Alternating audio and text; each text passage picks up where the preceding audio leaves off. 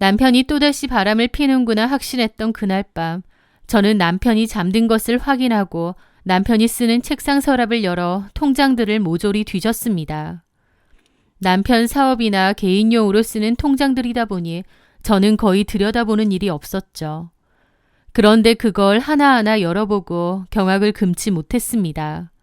남편은 그 여자에게 종종 돈을 보내고 있었거든요. 그런데 저를 정말 기절초풍하게 만든 건 그 상간녀에게 돈을 보내서가 아니었습니다. 충격적인 또 다른 진실이 있었고 저는 그 진실을 확인한 순간 뒤로 고꾸라지고 말았죠. 30년 넘게 같이 산 남편과 이혼으로 끝을 내게 된 제 기막힌 사연에 대해 이야기해보려 합니다. 저는 환갑을 훌쩍 넘긴 나이에 김치찜 가게를 여러 곳 운영하는 여자입니다.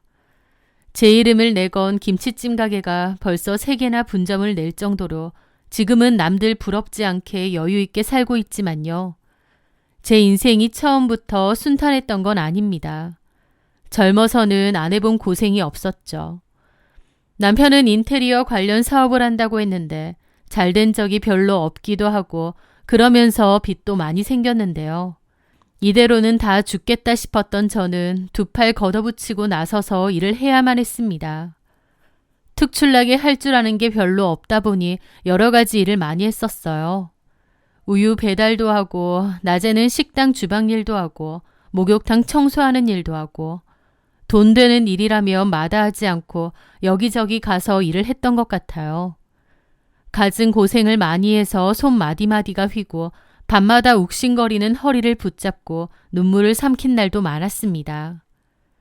그러다가 친정 식구들의 조언으로 저희 집 근처 골목에서 테이블 4개짜리 김치찜 가게를 시작했습니다. 친정어머니가 김치찜을 정말 맛있게 잘하셨는데 엄마가 저 고생한다고 비법 양념장도 알려주셨거든요. 그거 하나 믿고 시작한 장사였는데 간절함이 통했는지 다행히 입소문을 타면서 장사는 아주 잘 되었습니다.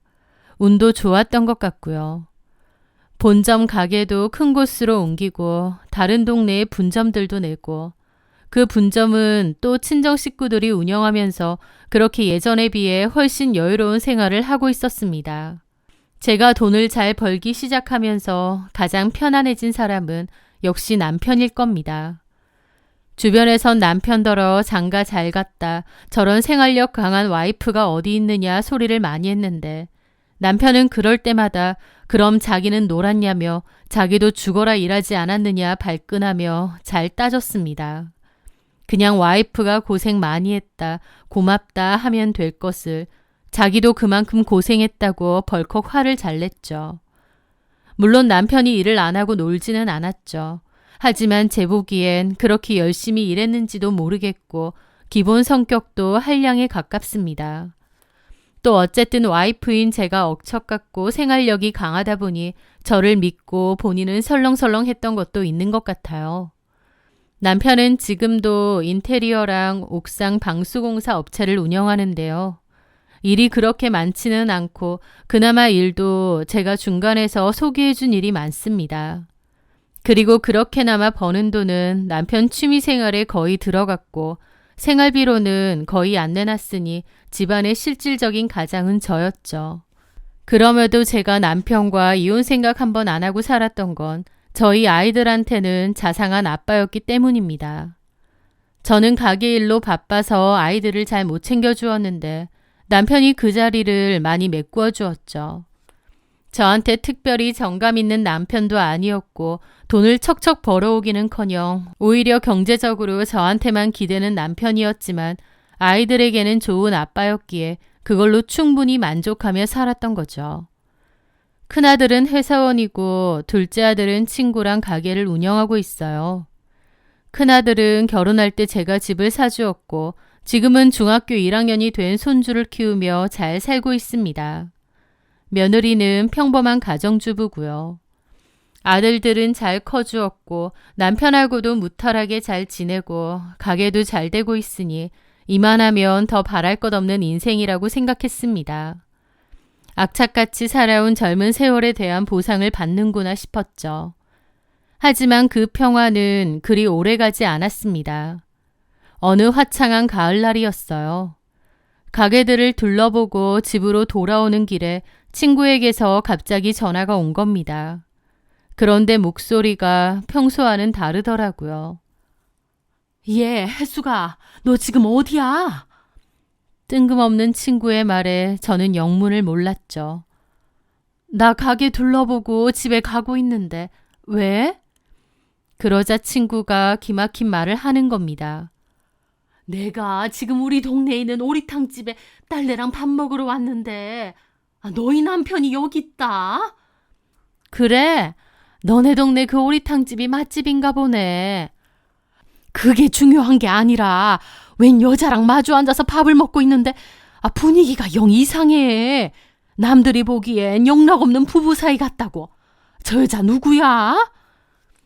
그 말을 듣는 순간 심장이 쿵 하고 내려앉는 것 같았습니다. 남편은 오늘 공사하기로 한 곳을 보러 간다고 했는데 웬 여자랑 오리탕집에서 밥을 먹고 있다뇨. 그 친구는 자기 딸이 몰래 사진을 찍었다며 저에게 확인해 보라고 했습니다. 그렇게 잠시 기다리니 문자로 사진이 왔는데 정말 제 남편인 거예요. 그리고 사진 속 남편은 제 평생 처음 보는 환한 얼굴로 맞은편의 여자를 보며 웃고 있었습니다. 그 여자는 뒷모습만 찍혀 있었고요. 친구가 하는 말로 사이가 다정해 보인다며 너네 남편 바람피냐고 하는 거예요. 저보곤 아예 몰랐냐고요. 저는 전혀 몰랐습니다. 기가 막혔고 일단 알겠다고 했습니다. 그리고 그 사진을 보고 또 봤죠. 남편이 나 몰래 바람을 피고 있었다니 아무것도 저는 몰랐고요. 뒷목이 뻣뻣해져 오더군요. 이 인간이 먹고 살만해지니까 딴짓을 해? 도대체 이 여자는 누구며 언제부터 만났을까? 어디서 만났을까? 환장하겠더라고요. 그렇게 저는 아무것도 못하고 내내 속만 끓이고 있었습니다. 저녁에 남편이 집으로 왔습니다. 저는 남편에게 따졌죠. 이거 누구야? 공사 현장 간다며. 여기가 공사 현장이야? 이 여자는 누구야? 아주 다정다감하게 식사하고 있더라는데 이 여자 누구냐고? 남편은 사진을 보더니 얼굴이 새하얗게 질리더군요. 남편은 일단 발뺌을 했습니다. 공사를 하기로 한 빌라의 건물주라는 거고 그냥 식사를 한 거랍니다. 그래서 제가 소리를 질렀죠. 다 알고 있다는데 지금 발뺌해? 정의가 보기에 그 여자가 네 입에 묻은 것까지 닦아주고 하하호호 했다는데 너는 거래처 공사 현장 사람하고 그따위로 식사해?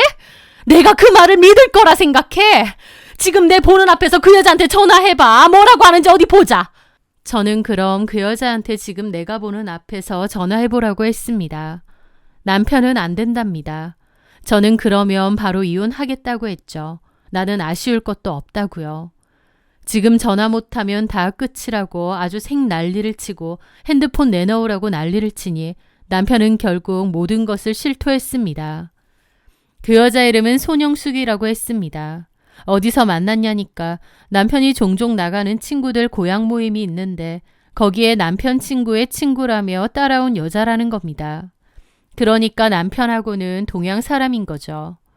동양 사람이긴 해도 남편은 잘 모르는 사람이었는데 친구가 데리고 왔고 모임에 몇 번 얼굴을 비추다가 눈이 맞았다는 거예요. 고향 사람들 모임이라고 해도 죄다 남자들밖에 없는데 거기에 심심하다고 따라온 그 여자도 알만 하더라고요. 기가 막혔습니다. 능력 없고 변변찮아도 그래도 딴짓은 안 하고 살 줄 알았는데 이렇게 뒤통수를 쳤으니까요.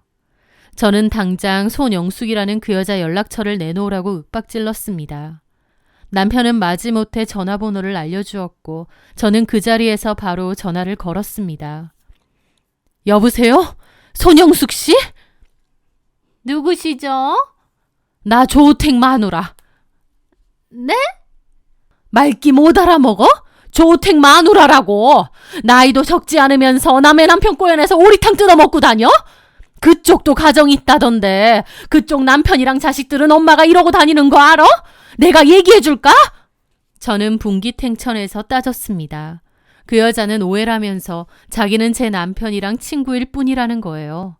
코웃음이 났죠. 이 여자가 말귀를 못 알아먹나? 가정 있는 남의 남편이랑 친구랍시고 그러고 다니는 게 문제라고. 당신은 뭐가 문제인지도 몰라? 그럼 당신 남편한테도 한번 물어볼까? 이러고 다녀도 아무 상관없는지. 이 여자가 아주 정신 나간 여자네. 저는 흥분해서 완전 따졌고 그 여자는 친구일 뿐이라는 소리만 앵무새처럼 반복하더군요. 저는 지금 참고 있는데 한 번만 더 친구라는 소리하면 가만 안 둔다고, 지금 당장 너네 집 찾아간다고 했습니다. 그리고 한 번만 더 내 남편을 따로 만나거나 그 모임에 나오면 당신 가족들한테 다 알리겠다고, 개망신 줄 테니까 그때도 이렇게 친구 소리 하는지 보자고 경고했습니다.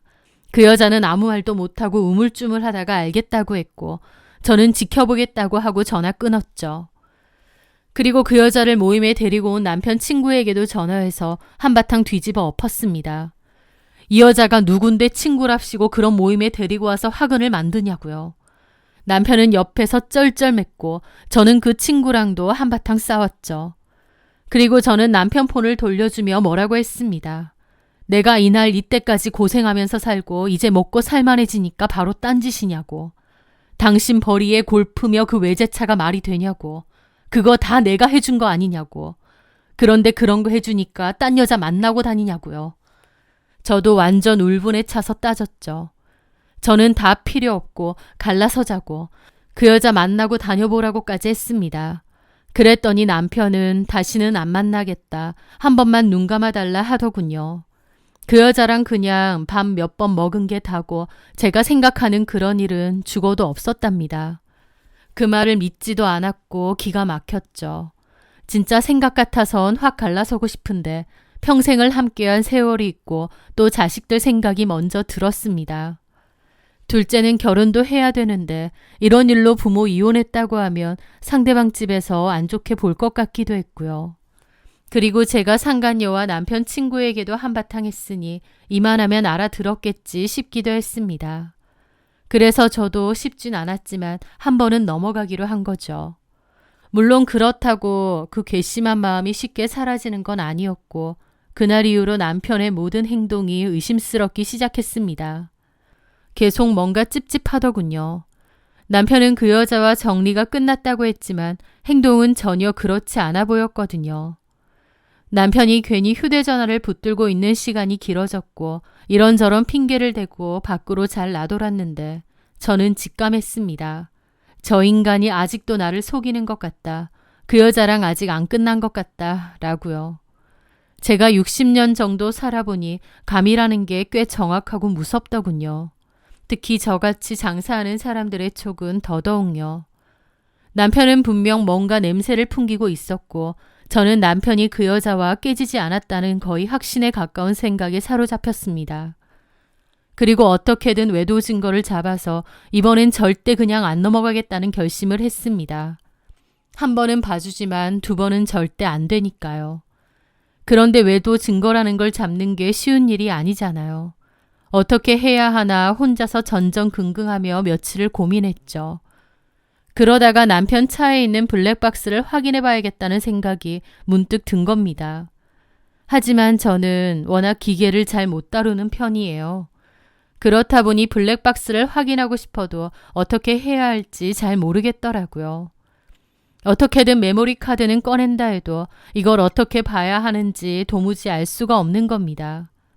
그렇게 고민하는데 마침 며느리가 저희 집에 들렀습니다. 제가 뭔가 심각하게 고민을 하고 있으니 며느리가 묻더라고요.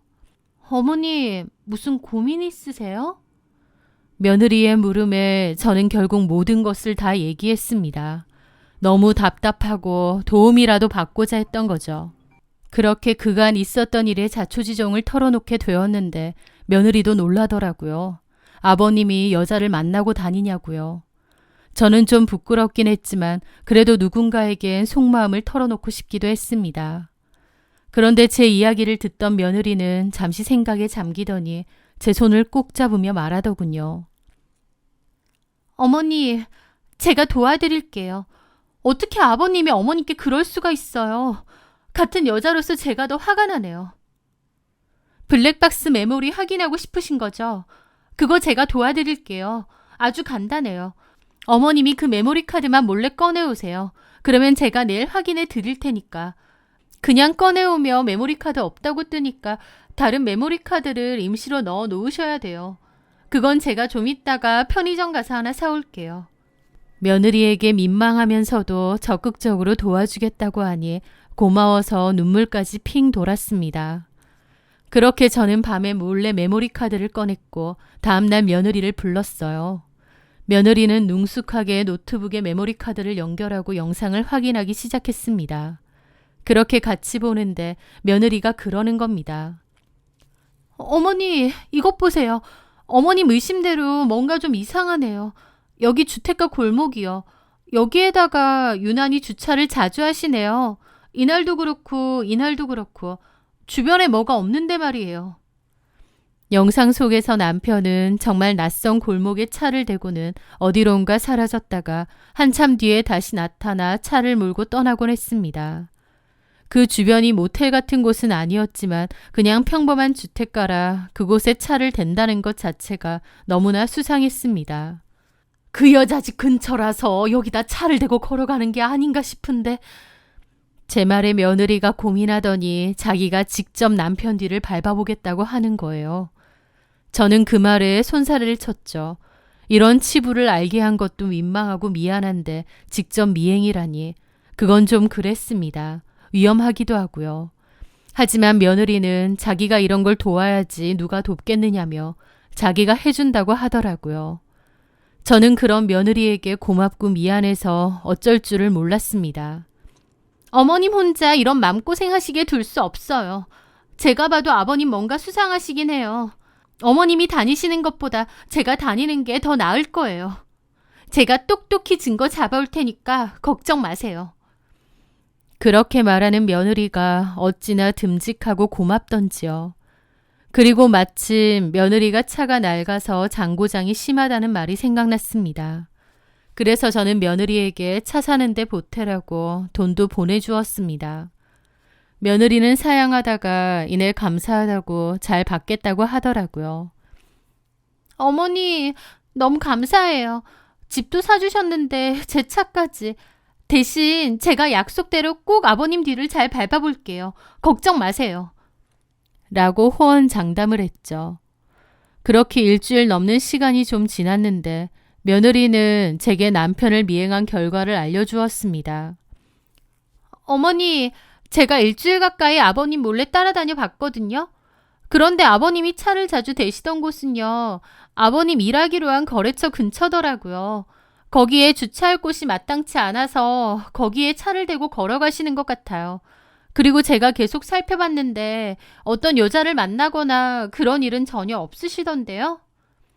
그러면서 남편이 그 근방의 거래처 건물로 들어가는 멀리서 찍어 흐릿한 사진까지 보여주는 겁니다. 자기가 거의 일주일가량 밀착으로 다녀봤는데 별다른 게 없었다면서 걱정 마시라는 말을 여러 번 했죠. 혹시 네가 미행하는 거 눈치채서 그런 건 아니니? 그럴 리가요. 아버님 성격에 그런 가만히 있으실 리가 없죠. 단박에 저한테 뭐라고 하셨을걸요? 그리고 제가 차도 제 동생 차 빌려서 다녔고 모자랑 선글라스도 끼고 다녀서 절대 모르세요. 며느리가 그렇게 따라다녔는데 아무것도 나오지 않았다고 하니 뭔가 모를 안도의 한숨이 나오더라고요.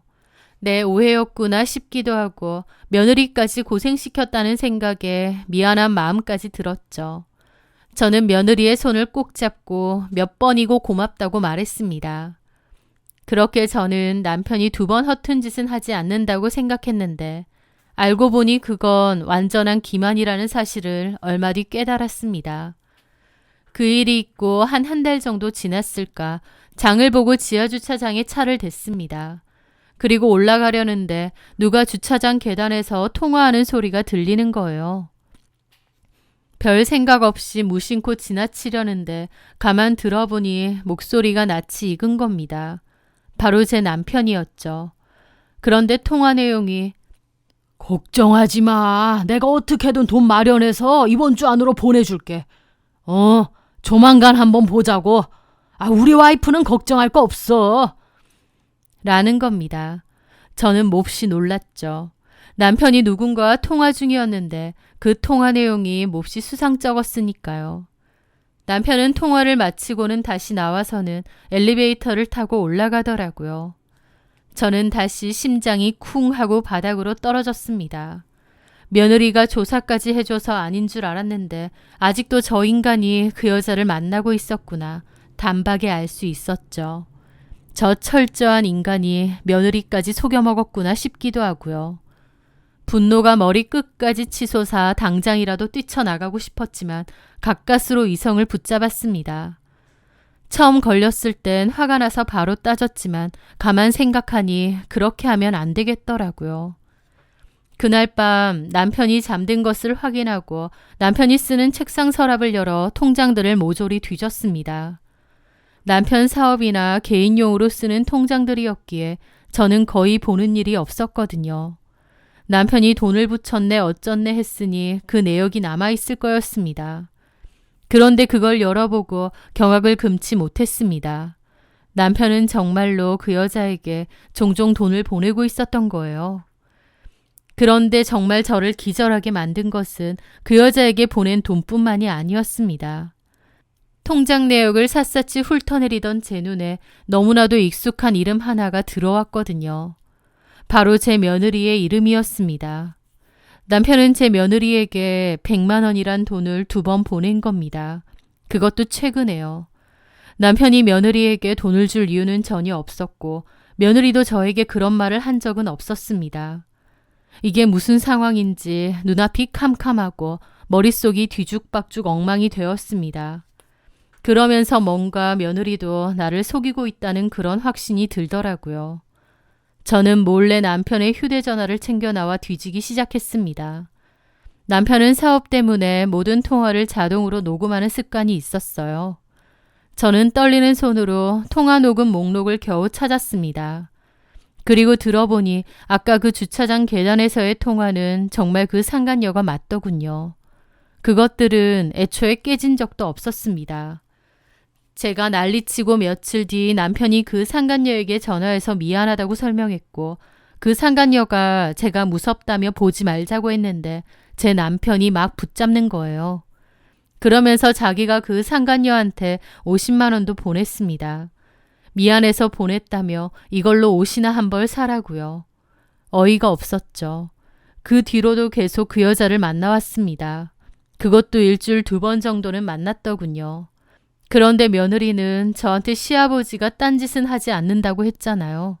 그 말의 진실도 알게 되었죠. 그 파일 목록을 가만 보니 며느리의 이름으로 녹음된 전화통화 내역도 찾을 수 있었는데요. 너무 황당하게도 며느리가 저희 남편에게 역으로 제안을 한 거였습니다. 녹음된 파일 속 며느리의 목소리는 제가 알던 그 상냥한 며느리가 아니었습니다. 소름이 끼칠 정도의 차분하고 계산적인 목소리더군요. 아버님, 저예요. 놀라지 말고 들으세요. 저 아버님이 다른 여자분이랑 호텔 들어가는 거 다 봤어요. 사진도 찍어놨고요. 뭐야? 실은 어머님이 의심하고 계세요. 그래서 제가 미행해드린다고 했고요.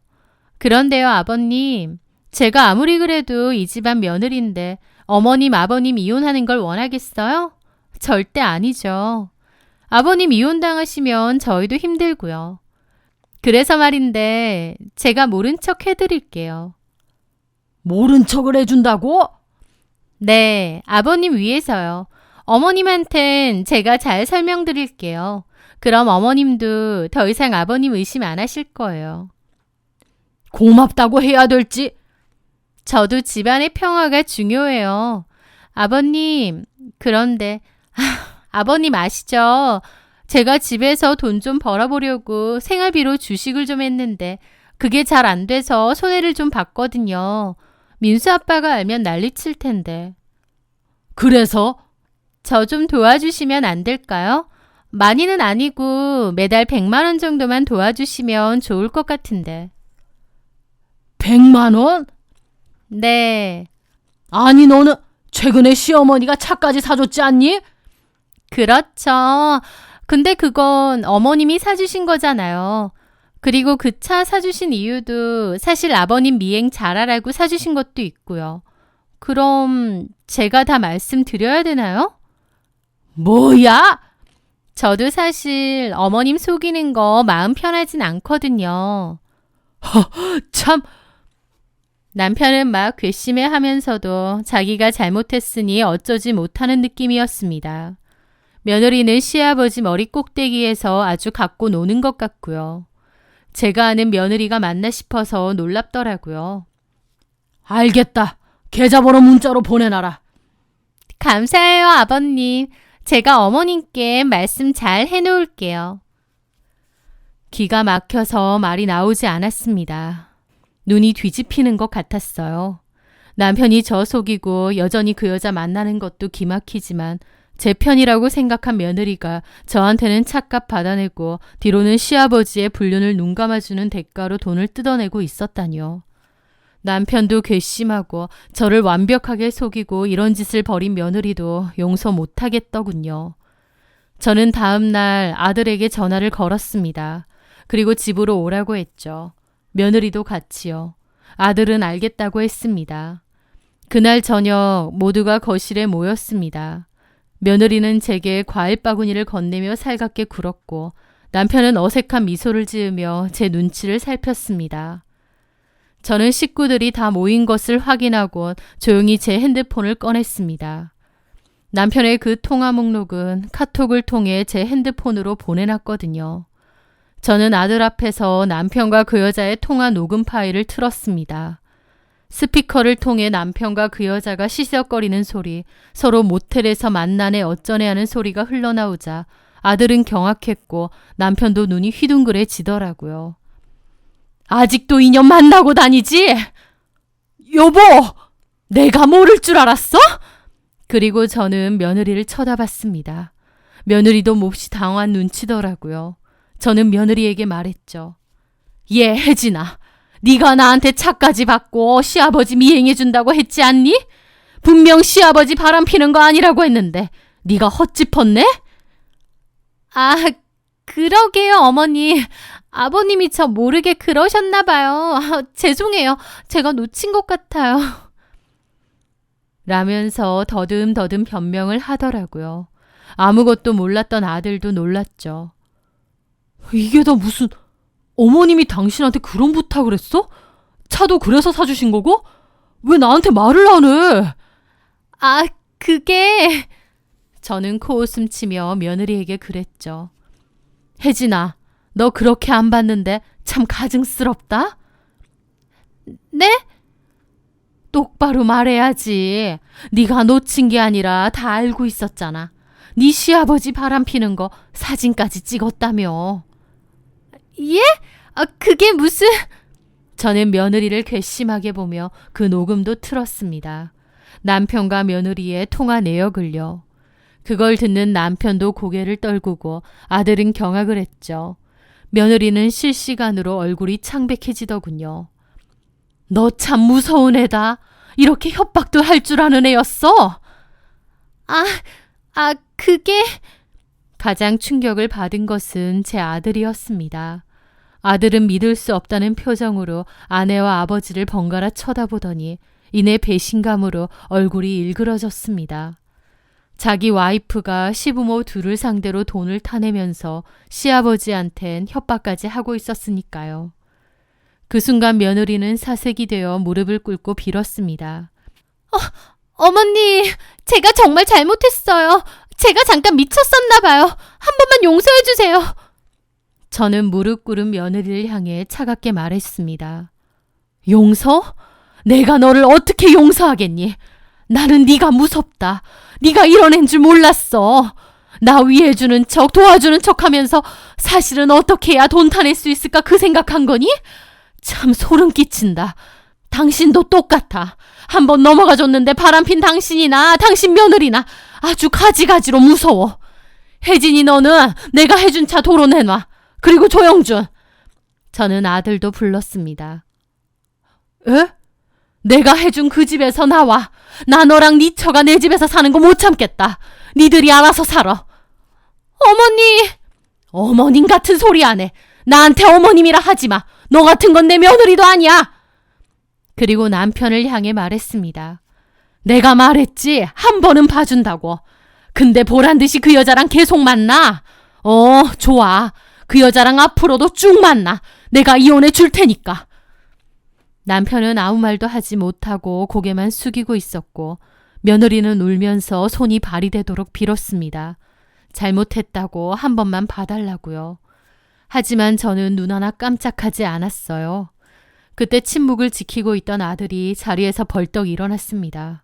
그리고 며느리를 향해 얼음보다 차가운 목소리로 말했습니다. 일어나. 어떻게 이런 짓을 벌여? 진짜 소름 끼친다 너. 그 한마디에 며느리는 모든 것을 잃었음을 깨달은 듯 그 자리에 주저앉아 넋나간 사람처럼 울기 시작했습니다. 아들은 며느리를 끌고 나갔고 며느리는 나가는 순간까지 잘못했다고 빌면서 울었죠. 저는 아들에게 내가 사준 차 가지고 오라고 했습니다. 아들은 죄송하다며 차를 바로 갖고 왔고 집도 바로 이사를 하겠다고 했죠. 그렇게 저는 집에서 아들과 며느리도 쫓아냈습니다. 제가 해준 집 덕분에 넓고 편한 아파트에서 잘 살다가 갑자기 평수도 반으로 줄인 전세로 들어가게 되었죠. 게다가 저의 아들은 그 일로 이혼까지 생각했고요. 며느리는 그 후 제게 수십 번을 전화하고 문자를 보냈지만 저는 단 한 번도 답하지 않았습니다. 그리고 그 상간녀의 연락처를 이용해서 상간소송을 진행했습니다. 소장은 집으로 보내는 걸로 했죠. 소장에는 그 여자가 일주일에 2회 이상 내 남편을 만나고 다녔고 금전적인 이득까지 취했다고 상세히 적었습니다. 소장을 받았는지 얼마 뒤 그 여자에게서 전화가 걸려왔어요. 그러면서 그 소장을 자기 딸이 봤다며 악을 쓰며 퍼붓더라고요. 하지만 저는 그저 차갑게 웃어주었습니다. 딸한테도 그렇게 말하지. 그냥 친구일 뿐이라고. 모텔도 가고 돈도 받고 그러는 친구 사이라고. 내가 한번 봐줬지. 봐줬을 때 그만했어야지. 이렇게 될 줄 몰랐어? 참 멍청하네. 내 남편한테 좀따리로 받은 돈 잘 모아서 어디 상간 위자료로 잘 내봐. 그리고 이혼 당하거든 내 남편 데리고 가서 살던가. 그 인간도 이혼할 거거든. 저는 그렇게 코웃음 치며 전화를 끊었고 바로 이혼을 진행했습니다. 재산분할 관련해서 소송이 좀 길어졌어요.